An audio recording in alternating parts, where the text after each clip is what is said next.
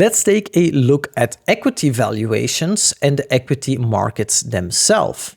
So what are we seeing right now when the SPX is nearing the 6,130 target, which for the people who may not know is my target, which I called in January 2023 when the SPX was below 4,000. I said it would make a massive run up to that level, and we almost hit that level last week, only 50 points from that level, which is a level where I would personally scale out at least 80% of my equities, because I believe we are near the last part potentially of a bigger cycle. More about that right here. When we look at the positioning on the SP 500, we are very extended. We are at a very big extremes which we have seen before, which not always reacted bearishly. So I have to admit, it does not always imply that you see a massive sell-off, but it is an indication that it could be. And we have to watch out, because you have to also see this is a logarithmic chart, by the way. You also have to watch out because price corrections could occur when we are elevated like this. At least this is showing us that asset managers are positioned very bullishly, which is confirming also the sentiment which I talked about. We are at a very big extreme as well. We see that every time that occurred, it occurred in massive, there were massive corrections, like in the 30s, as we have seen in 2008, as we have seen right now. So we are certainly in what is called bubble territory. It does not imply that we will see a correction instantly. It does mean that PE ratios are at an extreme and that investing is at a higher risk level right now. When we look at the Cane Island indicator, it is also above its trend line, which is in red, and very often that also shows us that a market turnaround is around the corner. So we are seeing the same signal from this indicator as well. And very often, as you can see, if it spikes, then we see contractions. We see a secular bear market occurring, and we are also now in that phase, and we are moving back on top after moving there in 2020. Now, this is not specifically a timing instrument, but it is showing you the same as the others, that we are getting stretched. Which is a lot more concerning is the Shiller PE, the second highest level ever. The Shiller himself, he made many successful market predictions, like the one of the .com and 2008 cycle, and he's also now concerned that where we are extreme level, which may see a bigger correction later on. Again, this is not signaling an instant sell signal, but it is signaling risk is high, considering to reward. We are at all-time highs, so you should take profit. You should be very cautious, in my opinion, and play it more safe and aggressive. That's what these indicators specifically are showing me. When we look at the forward PE, then we are currently at one of the highest levels ever. There are only 3 levels which were higher, and all of them had a correction soon after.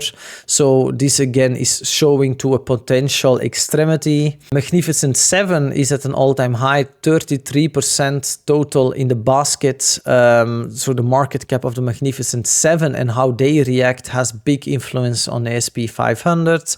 And that means that extreme allocations, when they get unwind, when that leverage from those companies goes away, we often see violent moves. And that is what is concerning for me, because I believe that this is a possibility. The system is heavily leveraged still.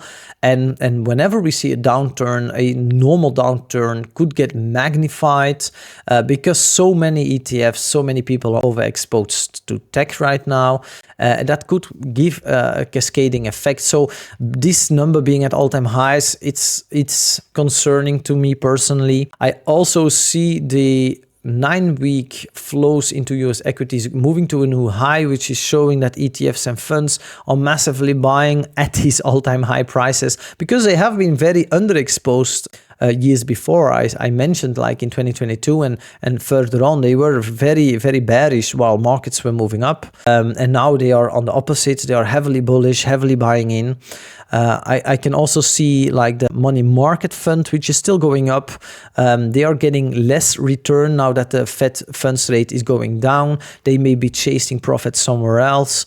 Part of this, let's say maybe 1 or 1.5 trillion could flow into stocks. So some money could flow there, but which is actually bullish, but it's could flow there near the end of the cycle, together with like the sentiment and all the top indications, and it could be very concerning. So maybe they rotate at a very bad moment in time. That could be, but this is actually positive for equities because this hasn't really dropped from money markets into equities just yet, which could imply that we see some more strength in 2025 before we see some kind of correction.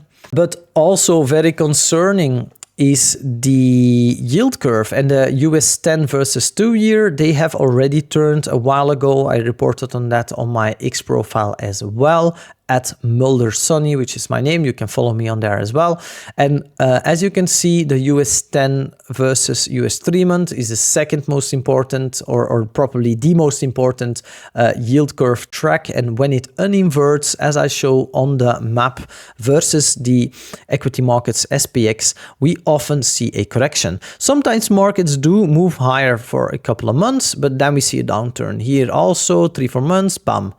And we are currently uninverting as well. And as soon as we see that acceleration to the upside, so we could see a retest as we have seen here and here, which implies markets can continue to move up while we are not accelerating. But as soon as these two yield curves have turned around, they have given in the past a strike rate of 100% accuracy of calling a recession, or at the very least a price correction. They have now turned, which is very concerning for me as well. As you can see, I was a huge bull, but I think you are starting to understand what I'm trying to say. And let's look at this chart. This is something that I update frequently as well. What are we seeing the last year? We are seeing deterioration. As I said, if you look at the last rate hike and you count 12 to 18 months from there, I said we would eventually, from roughly April to October, see deterioration, and in September, October, we started seeing massive deterioration. What are we seeing here? Fed funds rate is cutting very often. That means that the economy is not doing that good when they are doing that, unless we are seeing a soft landing, which I think we're not. Two yield curves have moved positive. That is bearish. Unemployment rising. Yes, it has been rising, but in last year, let's say, it hasn't risen that much, but the trend is going steeper. So it is moving up in a steeper trend. And once it gets going, as I showed you earlier, it can move very fast. CPI has been going up once again as well. I do not believe that inflation is a problem. I do think unemployment could be a problem. But the official data points are also concerning, and people look at that. They do not understand the dynamics besides that government data. GDP has been strong. It has actually been even better so far. I think we were trending around 3.2% for this quarter, and that's actually very good. Manufacturing is weak, but it is hovering back up slowly. Services PMI has been strong. So while one component is in recession already for 2 years, so it's probably moving out of recession, in my opinion, the services has remained strong. So this is actually giving a mixed signal, which is strengthening. The Saham rule and the Mel rule, which are basically derivations of the unemployment, and when unemployment goes up a certain percentage, these rules trigger a signal. They have triggered the signal, but they have moved lower for now because unemployment did remain very steady here. I do think that as soon as it gives another signal right now, that would be an instant sell signal, purely because if we combine these rules, one of both, the unemployment derivation, with the combination of these two yield curves being positive, uninverting, it has a 100% track record of calling a recession. Yeah, this time could be different. I will talk more about that in just a minute. But are you going to bet against a 100% track record thinking this time is different? May not be the best investment decision, in my opinion. Consumer weakness, yeah, it has been deteriorating. I still see weakness. I do not see that much strength. Savings have not gone up. I mean, people are spending, but they are spending on credit cards. Yeah, weak. And earnings, they are solid. Earnings are really good. Earnings and GDP, they are really doing well. PMIs is a mix. So, yeah, where are we right now? What are my expectations and what are the probabilities of markets moving in a certain direction at the start of next year, rolling over into the middle or the end of 2025? Let's zoom in on that. And as you know, I have been a massive bull for 2 years, and recently I just have to go with the data points and things are looking a lot less attractive. So what are we doing right now? This chart clearly shows the current movement, which is in gray. And whenever we do not see a recession after the first rate cut, we move up in green. And when we do see a recession, then we move in red. And currently we are following the trajectory of a no recession landscape. But I do believe that this is the soft landing narrative that people are buying into, which is causing market sentiment to be very optimistic, which eventually drives euphoria, which will be proven wrong. That is how very often markets develop emotionally, and I still think that chances are that we will see a rollover because of all the deterioration in the data we are seeing. And this is supported by various other metrics as well. If we look at the presidential year monthly returns, and whenever the Trump administration gets going, then we see that on average the gains in the first half are there, but the second half is negative. So the start of the year is good, but the end is bad. And we see that it doesn't matter who is sitting as president, which party is there. On average, we do see a strong first half and a weak second half. When we look at the PE ratios, as I said, we are currently in a bubble. We are currently in an extreme. Market prices could extend above my target of 6130. We could even see, considering average run-ups, we could see higher targets. We could overshoot shortly. That is possible. But I think this level is a good average to scale out, as I said before. When we look at the unwinding of that on average, then we are trending just in the middle. And that shows that we should see a peak around Q1, let's say, and perhaps even a bounce, but that at least we would see a weakening market moving into the end of the year. So I still believe that that may be playing out, considering the extremities in the market right now and considering the deterioration that I'm seeing as well. We could move as low as the low 5,000s or near the end of the year. We could even move sub 5K once again, which I believe both could occur depending on how data continues to develop. Let's take another look and let's look at house prices. Then we can also see that we are in a winner's curse, but we are moving near the end of that, and we will likely see a peak followed by a collapse in 2025, 2026, as we have seen with many cycles before. So let's not look at the equity cycle as I do, but just use housing this time. Housing and the equity, people having housing, drives a lot of people's wealth, because one of the biggest investments people make is a house. And when house prices go up, their wealth goes up. And we're currently sitting near a peak in housing as well, and I believe that could roll over, which could drive us into a collapse, which has proven to be accurate many times before as well. So that is working against us potentially in 2025. Also, we have the PE ratios, we have the data deterioration. We already had a strong market run-up since 2022. I believe that I called roughly a run-up at the start of the year, which is basically at this this level, 3,800. This is where I flip bullish. We already saw a massive up move. We have now just, as I drawn here, correction of 5%. We have now already closed below the wick, and while that is not that important, we are still holding the weekly EMAs. We are seeing increased volatility. We are seeing increased potential for profit taking, and we are almost at the 2.0 Fibonacci level, which is also a hefty take profit area. And I believe that the move could end around here. We are close to that. So technically, we are weakening quite a lot. RSI, momentum indicators, pure technicals are showing weakness. So at the very least, we could see a price correction going back lower into the previous highs around the 5K 200 level, let's say, around here. That could be a possibility.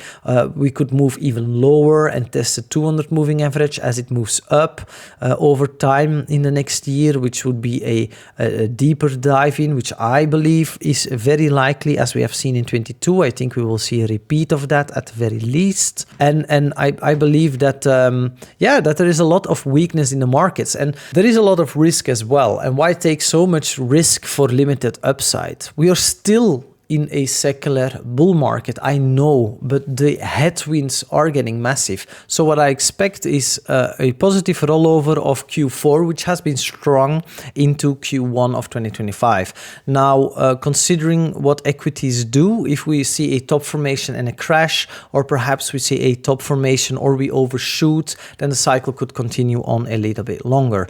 But there are many indications that at least at the half of 2025, we could see a cyclical peak. So I would remain bullish until roughly the second quarter of the year, and I think that it is very likely for us to see a high around there. Now, the cycle or the upside movement, which I have been looking for in the past 2 years, could also end way sooner, because we are seeing deterioration, and as I said, yields, for instance, have already turned positive. They uninverted, and that shows that we have limited time for a price correction. Markets have also run up quite steeply, and even if we do not roll over into a recession, I do believe that chances are very high that we see a sustainable price correction either way across many markets. And that could occur sooner as well. So my game plan is to look at the market and to look at what is the sentiment. If the sentiment gets really euphoric, things move up very fast, like in crypto, then I will be scaling out hard as well. I do think that as soon as we get a little bit higher in equities, it would be a very good decision to take a lot of profit. Personally, that is what I will be doing. And then I will sit on a big bag of fiat and I will watch what markets do. It could be that I'm wrong, and it could be that the cyclical bull trend, that it continues and we are just in a strong market and the deterioration is happening, but we do not roll over into a recession. But if you look at all the various metrics that I have been posting on socials, on X primarily, on all the research that I have been doing for 2 years, then it is clear to me that we have been on track. The trends have been correct. We see a lot of upside, and the story is about to end. And there is a lot of risk in the market and little reward in many places. And is that a market where I want to invest my hard-earned money? If I'm not certain that markets will continue higher, because my certainty and confidence has been very high in the last 2 years, then why would I risk a big portion of my money? So I will wait until I have another base case, until I can see things clearly, until I can really come to you guys and have a very strong argument as to why we have to be continuously bullish, or why do we have to turn very bearish now. And the fact is that, we are near the end of what I have been working on for 2 years, and I'm in profit taking. I do believe it's a very good choice to be in profit taking around these levels, to scale out, look at the markets on a neutral bias, certainly at these extremes, and then make informed decisions once again. And yes, markets could move higher. Yes, I could be wrong, but I'm going to trust my plan, my strategies, and the things that I have been seeing, because those are the things I'm good at. Those are the things that I've been doing for 12 years, which give me an annual performance, give or take, of roughly 50%. And I'm going to continue to trust that approach. Let me know in the comments what you think may happen, what your game plan is, or where you maybe heavily disagree on something that I said. But for me, I see a lot of deterioration, so I'm going to play it safe in the coming periods. So from now until the middle of 2025, that's the max that I will remain bullish, and then I expect things to likely turn around. I hope you enjoyed this video. I know it may be a little bit longer than the other ones, but I hope you got enough value out of it. Give me a like, give me a subscribe if you like the content. There's much more to come for you guys, and I will see you in the next video. Take care. Bye bye.